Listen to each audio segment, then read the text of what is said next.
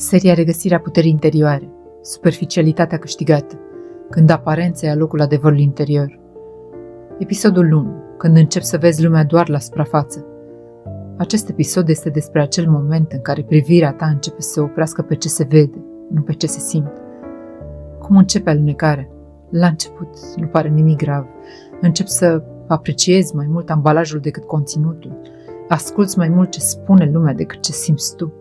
Alegi ce este potrivit în loc de ce este adevărat. Nu pentru că ești superficial, ci pentru că vrei să aparții, să fii acceptat, să nu ieși prea mult din rând. Și fără să-ți dai seama, busola interioară începe să se stompeze.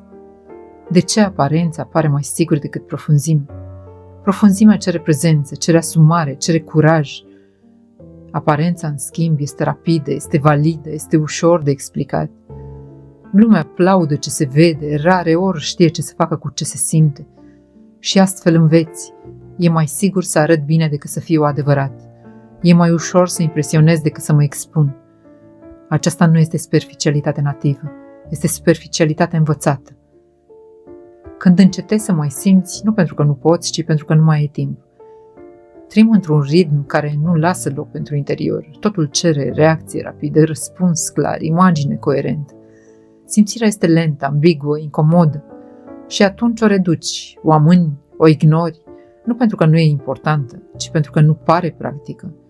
Dar fiecare ignorare mică te îndepărtează puțin de tine.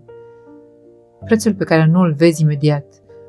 Superficialitatea câștigată nu doare la început, doare mai târziu, când relațiile nu te mai hrănesc, reușitele nu te mai bucură, oamenii potriviți nu te mai ating, viața pare corectă, dar goală. Atunci începi să simți că ceva lipsește, nu din lume, din tine. Primul semn al întoarcerii. Întoarcerea nu începe cu schimbări mari, începe cu o întrebare simplă. Ce simt eu dincolo de ce se vede? Este momentul în care începi să te îndoiești de aparențe. Simți că nu tot ce strălucește te hrănește. Intuiția începe din nou să șoptească. Aceasta este fisura în superficialitate, locul prin care adevărul poate reintra. Adevărul final. Nu ai devenit superficial pentru că ai pierdut ceva. Ai devenit pentru că ai încercat să supraviețuiești într-o lume care nu onorează profunzime. Dar ceea ce a fost învățat poate fi dezvățat. În episodul următor vom vorbi despre aparență ca mecanism de protecție, despre cum masca devine armură și ce se întâmplă când începi să o lași jos. Pentru că adevărata vedere nu este a ochilor, ci a sufletului.